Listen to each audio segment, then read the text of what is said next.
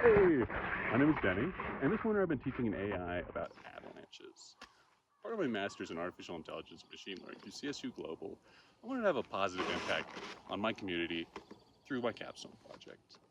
As someone who loves to ski backcountry, I've been curious about how we can apply AI to backcountry conditions like avalanches, but in practice it's tricky. For my initial project, I wanted to teach an AI about snow itself. The way I did this was I taught a generative adversarial network, or a GAN, and I showed it 1,500 images about, just like this, and then in the end, it learned snow features and generated fake pictures just like this. Let me show you how we got to this point and why this might be interesting. All 1,500 images that were used to train the GAN were taken from snow pits just like this all across the Rocky Mountains. What's interesting about these snow pits is that each pit contains a history of not only snowfall, but also the impact that nature has had on that snow. I came up with a way to capture this history through images using a Apple core, a magnifying lens, and a crystal card that I modified so it's easy to segment and label. Let me show you what this looks like. First, we label our crystal card with our site, our column, core, and segment, so we know where the data came from.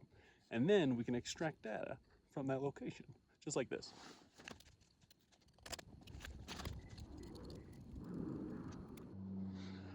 From here, I can use my handy dandy banana phone.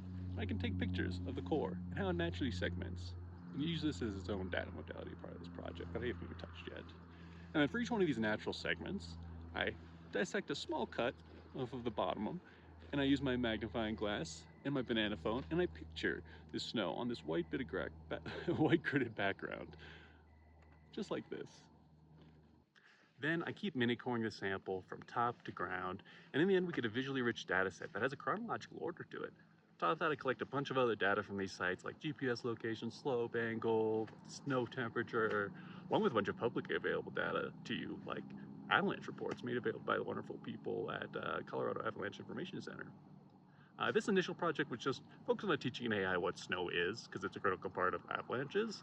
But this spring I'm going to continually train it more and more to learn more from snow, and also from the core data that I took that I showed you. And hopefully I'm going to be getting into actually training an AI about avalanche risk itself, so stay tuned. Thank you for watching. I had so much fun building this data set and AI. I'd love to hear your thoughts on the project. I made the model and the weights publicly available on a link above in a GitHub repo for SnowCan. And I'll also be making the data set publicly available once it's fully cleaned and labeled. So keep an eye out for that. In the meantime, here's a history of the SnowCan, what it learned about snow.